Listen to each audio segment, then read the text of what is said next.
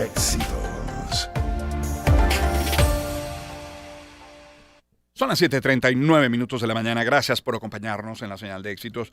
Mire, las colas, tránsito, en temporadas como la de este fin de semana, no son nuevas en lugares emblemáticos. Choroní, Ocumare de la Costa, Colonia Tovar, Vargas, en fin. Excesos en, lo coloco entre comillas, juegos de carnaval, pues tampoco. Ni siquiera nos sorprende que se vayan a las manos como pasó en algunos lugares como los ya mencionados, o el Callao, o Cumare del Tuy, que han jugado con tanganas dentro del metro. Hay varios videos que se han hecho virales.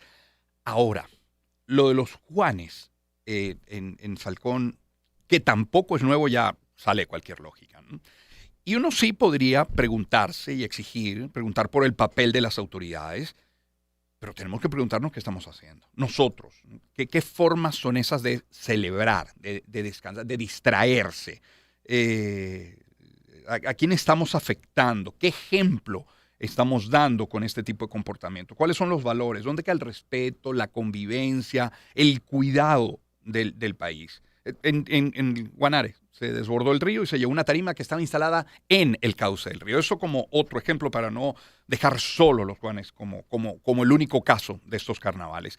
Bueno, hemos querido invitar a Juan Carlos Guinán. Él es ingeniero mecánico, pero ha estado dedicado al turismo y al desarrollo sostenible. Es máster en planificación y gerencia turística del Swiss Hotel Management School en 2007, fundador y director del Campamento La Llanada, fundador y director de la empresa de turismo Sitios Wow, director de la Red de Turismo Sostenible, es consultor, es facilitador, es director de la Escuela de Turismo de la Universidad Metropolitana. Juan Carlos, bienvenido. ¿Cómo estás? Román, muchísimas gracias por este espacio. Mil gracias a ti, a tu equipo y bueno, saludos a toda la audiencia. Juan Carlos, en la presentación hablaba de desarrollo sostenible, de turismo sostenible.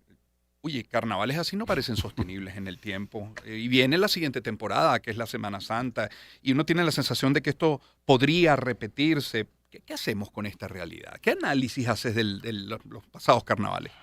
Bueno, como dijiste, no es algo nuevo, viene repitiéndose, viene sucediendo desde hace mucho tiempo. No soy sociólogo ni mucho menos, pero obviamente creo que es una expresión de nuestra crisis mucho más allá de lo político y de lo económico, de nuestra crisis moral, de nuestra crisis ética, y que nos lleva a una crisis también de estética, a una crisis de comportamiento, de poner los valores y las prioridades donde no están, o donde al menos yo creo que no están en mis 30 años de estudios, digamos, y dedicado al tema de turismo y de sostenibilidad, que es a lo que me he dedicado principalmente, ¿no? Tenemos un país, como todos hemos hablado, de este potencial enorme, espectacular, maravilloso. Y si no entendemos que esta es nuestra casa, que este es nuestro hogar, que si no lo cuidamos, lo respetamos con entendimiento, va a ser muy difícil que nosotros nos podamos convertir en un destino turístico de calidad a nivel internacional. Entendiendo que, como has dicho, no eres sociólogo, tampoco lo soy yo, pero no puede tener sus opiniones. Nos estamos equivocando en el colegio, en la formación, en la escuela, porque efectivamente hablamos de las maravillas de Venezuela, de ese potencial. Sí. Yo tengo 54 años escuchando lo del potencial, y ahí se ha quedado como potencial, de lo bendecidos que estamos, pero mira. Te voy a tratar de hablar lo más con data posible. Por favor. Ok. Y a eso sí le he dedicado tiempo. Yo tuve esta oportunidad de hacer un posgrado de una maestría de planificación turística afuera y hice una tesis sobre Venezuela, el caso Venezuela. Hice un estudio estadístico con data, con información basada en 2 reportes muy concretos. El reporte de competitividad de las naciones que hace el World Economic Forum específicamente en turismo.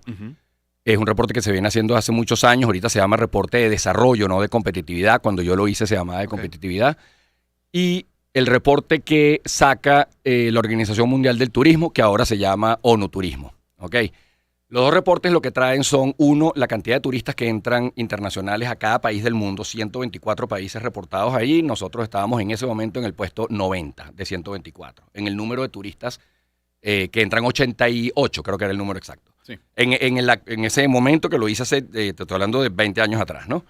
o 18 años atrás. Y el reporte de la World Economic Forum, que es un reporte que te habla de capacidades, de competencias específicas, de factores muy concretos, seguridad, banco, posibilidad de cambiar el dinero, aeropuertos, una cantidad de datos completa.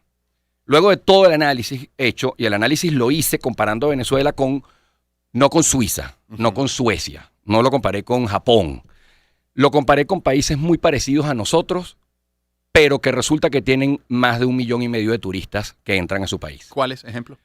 Ejemplo, Perú, Okay. También puse a Costa Rica, Okay. porque además hubo diferentes análisis, uno de países que eran ecológicamente parecidos a nosotros, otros que eran más culturalmente parecidos a nosotros, otros que estaban en el ranking muy malo, igual que nosotros, en el ranking allá abajo en el 100, pero traían, por ejemplo, Camboya, Tailandia, cuyo ranking no eran buenos, son países que están muy, muy frágiles en muchísimas cosas, pero atraen 2, 3, 4, 5, 10 veces más turistas que nosotros. La constante en todos los análisis es la prioridad que le da el Estado al tema turismo. Y por ende, las leyes, el cumplimiento de las leyes, la campaña del país internacionalmente y la seguridad hacia el sector privado. Esos factores, más allá de que la seguridad no sea perfecta, más allá de que la luz no sea perfecta, más allá de que el país es caro, más allá de que tienes problemas para entrar por visado, por ejemplo, si tú armas un plan, una estrategia clara, concreta, que a lo mejor no es el país entero, porque no puedes promocionar a todo el país ni pretender que va a venir gente a todo el país, pero a espacios específicos, a destinos específicos, claro, que es lo que hizo México hace 50 años. Y tiene 50 años y hoy en día es el 7º país que más turistas recibe en el mundo. Y México tiene uno de los índices de criminalidad más grandes del mundo. Y es el 7º país que más turistas recibe en el mundo. Entonces, algo está haciendo bien México en términos de turismo. Bueno, ¿y qué hizo bien Colombia? Pasar de la Colombia, de Medellín, de Pablo Emilio Escobar Gaviria, a ser la Colombia en la que el riesgo es que te quieras quedar. Así es. Ese fue una parte de una estrategia, porque siempre mencionamos ese eslogan, que fue maravilloso. Total. Pero ese eslogan maravilloso duró el tiempo que tenía que durar para pasar después a muchas otras cosas, y hoy es el país, hoy se llama el país de la belleza. Imagínate tú. Entonces la pone la belleza como la belleza de los animales, la belleza de la fauna, de la flora, pero también de las mujeres, pero también de la comida, también de la música, etcétera, etcétera, etcétera. Entonces Colombia ha hecho un papel, un trabajo de planificación desde hace 20 años excepcional, y eso implica educación de la gente y tratar en ciertos destinos de que el público, de que el propio poblador local entienda lo que eso significa y los ingresos que puede tener y la sostenibilidad en el tiempo que eso puede tener, y por lo tanto su comportamiento hacia el turista que viene de afuera. La respuesta está en dos cosas, según voy entendiendo. Bueno, primero voluntad política, uno, pero luego, y acompañada de estrategia además, pero es inversión y educación. Es inversión, es educación, es seguridad jurídica, porque a todo esto tú necesitas inversión. Obviamente, si tú vas a hacer tu posadita, tu hotelito de 20 habitaciones, no estoy hablando de la mega, más allá los hoteles que también se necesitan, y esperando que aquí por lo menos ahorita, en este momento, que deberían de entrar una cantidad de gente de afuera con toda la apertura petrolera, aquí vamos a necesitar toda una dinámica de servicios para que esa gente se quede aquí. Los que van a ir a Naco, los que van a ir a Maturín, los que van a ir a Puerto La Cruz, los que van a ir a Maracaibo, etcétera, etcétera. Si todas estas empresas de verdad empiezan a traer mucha más gente, más allá de los que se contraten aquí, hay que tener un servicio turístico importante. Entonces hay que planificarse, entender qué tenemos, qué somos, dónde, cuál, cómo priorizas, y eso implica muchísima educación local. ¿Qué ejemplos, es Juan Carlos Guinán quien nos acompaña, qué ejemplos, por pequeño que parezca, tenemos dentro de Venezuela que nos sirvan y que masificándolo, que proyectándolo, oye, nos pinte un panorama distinto en materia turística? Puede ser una pequeña iniciativa local. ¿Cuál rescataría? Me la pones, te voy a decir que complicado. Yo te pudiera decir que posiblemente Mérida, los Andes, con lo complicado que ha sido para los estados andinos toda su dinámica, son unos estados donde sus pobladores han entendido que tienen dos grandes fuentes de trabajo, que son la parte de agronomía, o sea, lo que es su producción agrícola, pecuaria, y el turismo. Entonces tú tienes una red de hoteles medianos y pequeños y medianos atendidos por gente de allí con un nivel de educación donde no hay una mega rumba.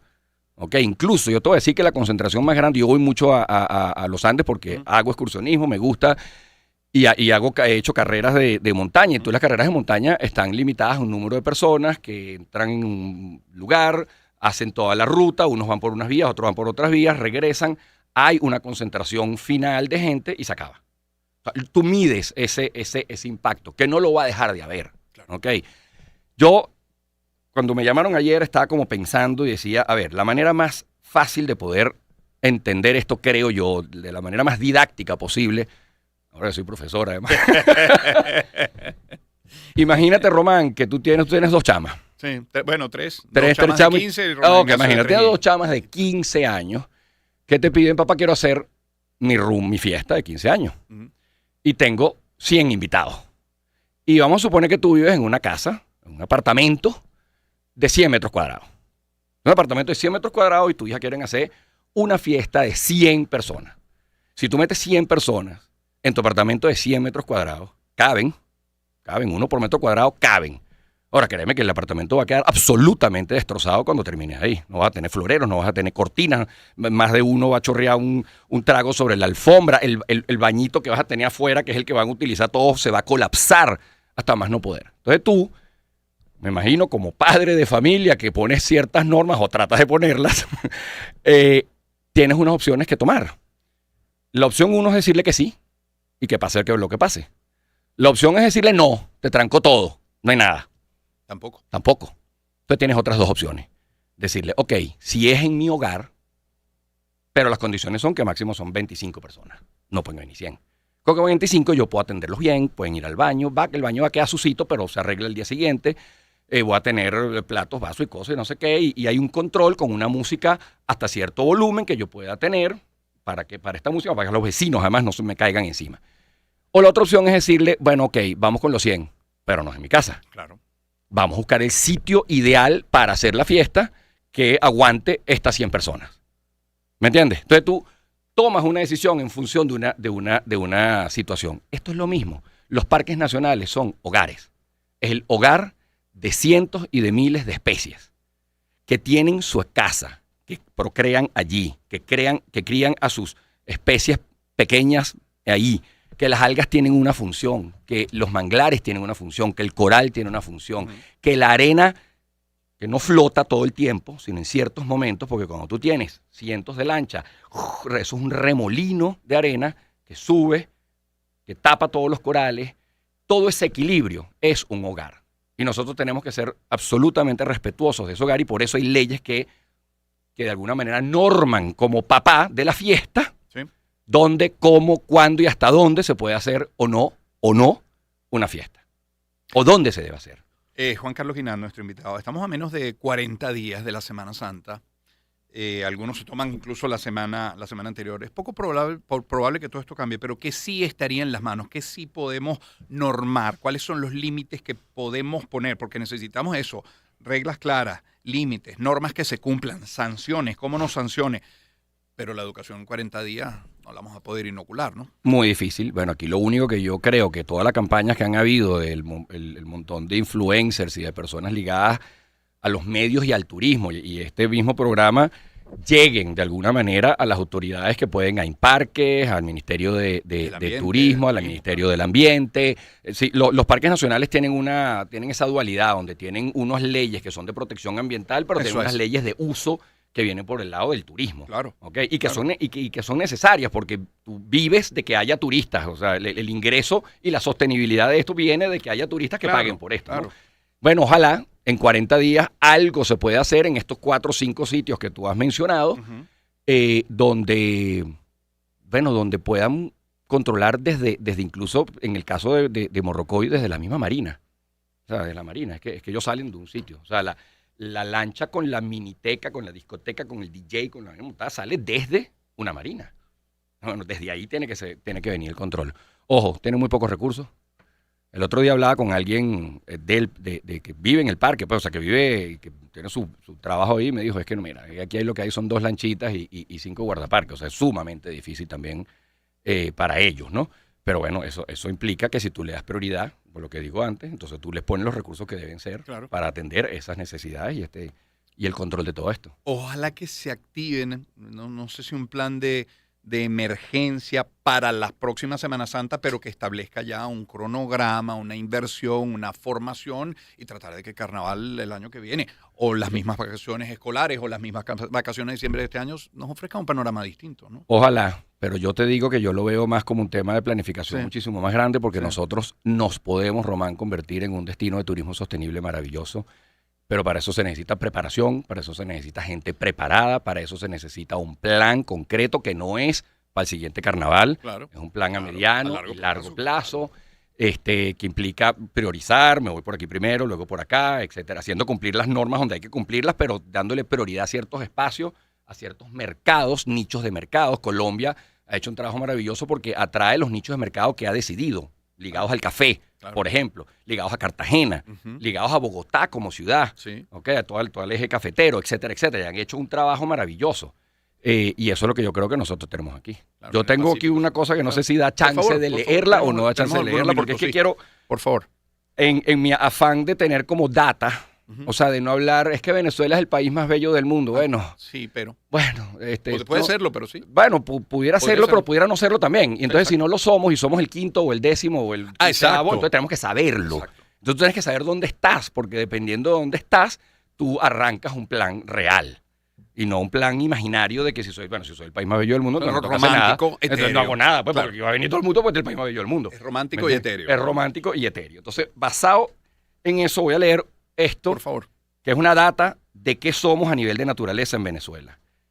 Con más de 900.000 kilómetros cuadrados de extensión, 2.500 kilómetros de línea costera sobre el Mar Caribe, 1.000 kilómetros de costa atlántica, con más de 2.500 kilómetros cuadrados de bosques de manglares, siendo el segundo en el continente americano, con el arrecife coralino más extenso del Caribe protegido bajo la figura de Parque Nacional, Los Roques, con más de 40.000 kilómetros cuadrados de montañas andinas y el teleférico más alto y segundo más largo del mundo, con más de 400.000 kilómetros cuadrados de selva amazónica y guayanesa, con un río Orinoco de más de 2.000 kilómetros de longitud, siendo el tercero con mayor caudal del mundo y con un delta de aproximadamente 42.000 kilómetros cuadrados entre los más grandes del mundo, con una red hidrográfica donde escurren más de 1,1 por 10 a la 12 metros cúbicos de agua al año, con más de 100 tepuis, formación única en el mundo, con más de 30 grupos étnicos en todo el país, con un sistema de áreas protegidas que abarca el 40% del territorio nacional y que incluye 44 parques nacionales,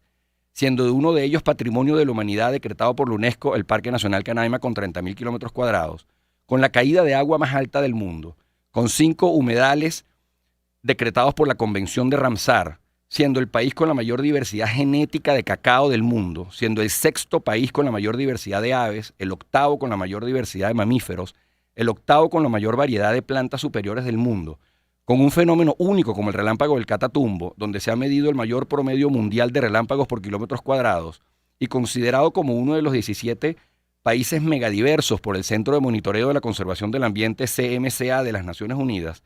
Por todo lo anterior, es indiscutible que Venezuela se nos presenta como un país cargado de opciones y retos para ser develado ante el mundo como un megadestino de turismo de naturaleza, de aventura, científico, ecoturístico y cultural, y que tiene que ser desarrollado bajo una concepción de turismo sostenible y responsable de vanguardia mundial.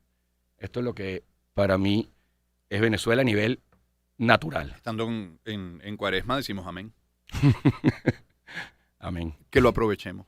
Y que le quitemos el prefijo de potencial y nos convirtamos realmente en ese motor tremendo, además puerta a la región, a Sudamérica. Gracias, Juan Carlos, por esta visita. Gracias a ti y a ustedes. Un gusto siempre recibirte y escucharte. Juan Carlos Guinán es ingeniero mecánico, decía, pero dedicado al turismo, al desarrollo sostenible, máster en planificación y gerencia turística del Swiss Hotel Management School en 2007, fundador y director del Campamento La Llanada, fundador y director de la empresa de turismo Sitios Wow, director de la red de turismo sostenible, consultor, facilitador y director de la Escuela de Turismo de la Universidad Metropolitana. 7:59 minutos de la mañana, luego de la pausa, nuestra sección de salud y hablaremos también de Fórmula 1. Todo esto en el programa el día de hoy. Acompáñenos. Encuentro de generaciones. Éxitos. Caracas, Valencia, Maracay, Puerto La Cruz, Puerto Ordaz, Barquisimeto, El Vigía, Mérida, Táchira, Margarita, Maracaibo, Maturín. Guarenas, Guatire. Éxitos. Sonidos en primera fila.